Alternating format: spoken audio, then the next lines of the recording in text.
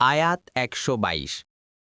وما كان المؤمنون لينفروا كافة فلولا نفر من كل فرقة منهم طائفة ليتفقهوا في الدين ولينذروا قومهم إذا رجعوا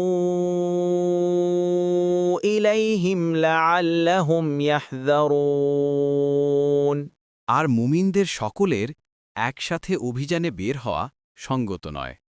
অতপর তাদের প্রত্যেক দলের এক অংশ কেন বের হয় না, যাতে তারা দ্বীনের গভীর জ্ঞান অর্জন করতে পারে এবং তাদের সম্প্রদায়কে ভীতি প্রদর্শন করতে পারে যখন তারা তাদের কাছে ফিরে আসবে, যাতে তারা সতর্ক হয়। তাফসির ১ নম্বর ফুটনোটের বিবরণ। বলা হয়েছে লি ইয়াতাফাক্কাহু ফিদ্দীনি, যাতে দ্বীনের মধ্যে বিজ্ঞতা অর্জন করে। উদ্দেশ্য হল দ্বীনকে অনুধাবন করা কিংবা তাতে বিজ্ঞতা অর্জন করা। তাফকাহুর শব্দের অর্থও তাই। এটি ফিক্হ থেকে উদ্ভূত। ফিক্হ অর্থ বোঝা, অনুধাবন করা, সূক্ষ্মভাবে বোঝা। ২ নম্বর ফুটনোটের বিবরণ। এ আয়াতটি দ্বীনের ইলিম হাসিলের মৌলিক দলিল। কুরতুবী তাছাড়া রসূলুল্লাহ সাল্লাল্লাহু আলাইহি ওয়াসাল্লামের হাদিসে এ ব্যাপারে আরও কিছু ফজিলত বর্ণিত হয়েছে। যেমন এক হাদিসে রসূলুল্লাহ সাল্লাল্লাহু আলাইহি ওয়াসাল্লাম বলেন, যে ব্যক্তি ইলেম হাসিল করার উদ্দেশ্যে কোনো পথ দিয়ে চলে, আল্লাহ এই চলার সওয়াব হিসেবে তার রাস্তাকে জান্নাতমুখী করে দেবেন। আল্লাহর ফেরেশতাগণ দ্বীনি জ্ঞান আহরণকারীর জন্য নিজের পালক বিছিয়ে রাখেন। আলেমের জন্য আসমান জমিনের সমস্ত সৃষ্টি এবং পানির মৎস্যকুল দোয়া ও মাগফেরাত কামনা করেন। অধিক হারে নফল এবাদতকারী লোকের উপর আলেমের ফজিলত অপরাপর তারকারাজির উপর পূর্ণিমার চাঁদের অনুরূপ। আলেম সমাজ নবীগণের ওয়ারিশ। নবীগণ স্বর্ণরূপার মারিস রেখে যান না, তবে এলেমের মারিস রেখে যান। তাই যে ব্যক্তি এলেমের মারিস তায়, সে যেন মহা সম্পদ লাভ করল। তিরমিজি 2682। অপর হাদিসে এসেছে, রাসূল সাল্লাল্লাহু আলাইহি ওয়াসাল্লাম বলেছেন, মানুষের মৃত্যু হলে তার সমস্ত আমল বন্ধ হয়ে যায়, কিন্তু ৩টি আমলের সওয়াব মৃত্যুর পরেও অব্যাহত থাকে। সাদাকায়ে জারিয়া, যেমন মসজিদ, মাদ্রাসা ও জনকল্যাণমূলক প্রতিষ্ঠান। এমন ইলেম যার দ্বারা লোকেরা উপকৃত হয়, যেমন শাগরিদ রেখে গিয়ে এলেমে দিনের চর্চা অব্যাহত রাখা বা কোনো কিতাব লিখে যাওয়া।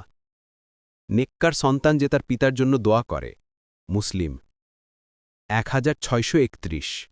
অনুরূপভাবে রসূল সাল্লাল্লাহু আলাইহি ওয়াসাল্লাম বলেছেন, প্রত্যেক মুসলিমের ওপর ইলেম শিক্ষা করা ফরজ। ইবনে মাজা 224। ইবনে আবদিল বার জামেউ বায়ানিল ইলমি ওয়াফাদলিহি 25-26। বলা বাহুল্য, এ হাদিস ও উপরোক্ত অপর হাদিসে উল্লেখিত ইলেম শব্দের অর্থ দ্বীনের ইলেম।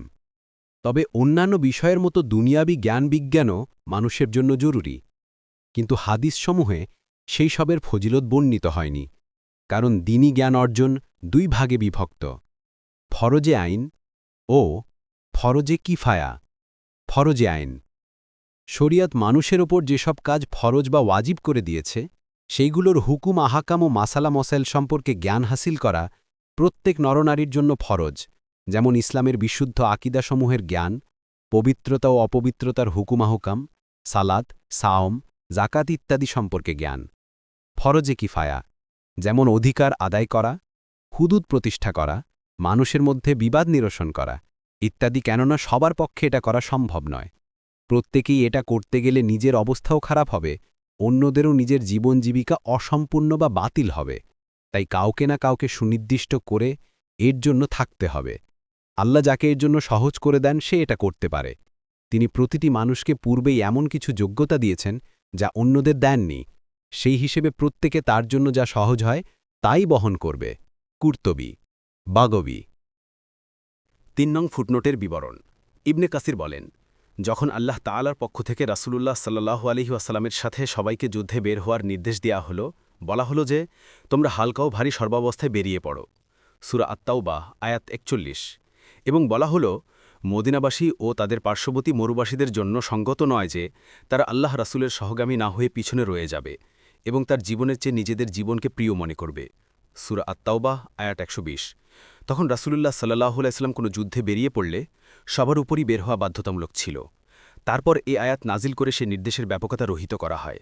তবে রহিত না বলে এটাও বলা যেতে পারে যে আগের যে সমস্ত আয়াতে যুদ্ধে বেরিয়ে যাওয়ার নির্দেশ দেয়া হয়েছিল, এ আয়াতে সে নির্দেশের বর্ণনা দেয়া হয়েছে যে এর দ্বারা প্রতিটি গোত্রের সবাই বের হবার অর্থ প্রতি গোত্র থেকে সবার বের না হতে পারলে তাদের মধ্য থেকে কিছু লোক বের হবে, যারা রাসূলুল্লাহ সাল্লাল্লাহু আলাইহি ওয়াসাল্লামের সাথে থেকে তার উপর যে সমস্ত ওহী নাজিল হয় সেটা গভীরভাবে জানবে, অনুধাবন করবে। তারপর তারা যখন তাদের গোত্রের কাছে ফিরে যাবে তখন তাদেরকে শুক্রদের অবস্থা ও কর্মকাণ্ড সম্পর্ক অবহিত করবে। এভাবে রাসূলুল্লাহ সাল্লাল্লাহু আলাইহি ওয়াসাল্লামের সাথে সুনির্দিষ্টভাবে যুদ্ধে বের হওয়া দ্বারা তাদের দুটি কাজই পূর্ণ হবে: রাসূলের কাছে অবস্থান করে ওহীর জ্ঞান অর্জন ও সেখান থেকে এসে নিজের জাতিকে শত্রুদের অবস্থা সম্পর্কে জানানো। তবে রাসূলুল্লাহ সাল্লাল্লাহু আলাইহি ওয়াসাল্লামের মৃত্যুর পরে যারাই গোত্র থেকে এভাবে যুদ্ধে বের হবে তারা দুটি সুবিধা পাবে না। তারা হয় ওহীর জ্ঞান অর্জনের জন্য, না হয় জিহাদের জন্য বের হবে। কেননা রাসূলুল্লাহ সাল্লাল্লাহু আলাইহি ওয়াসাল্লামের মৃত্যুর পর এভাবে যুদ্ধের জন্য বের হওয়া ফরজে কিফায়া।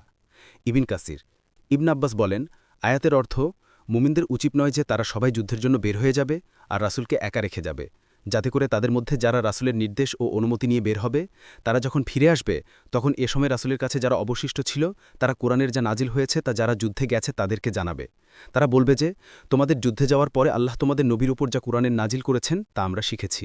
এভাবে যারা বের হয়েছিল তারা অবস্থান করে তাদের যাওয়ার পরে যা নাজিল হয়েছে তা শিখে নেবে, আর অন্য দল তখন যুদ্ধের জন্য বের হবে। আর এটাই হচ্ছে যাতে তারা দ্বীনের গভীর জ্ঞান অর্জন করতে পারে এর অর্থ।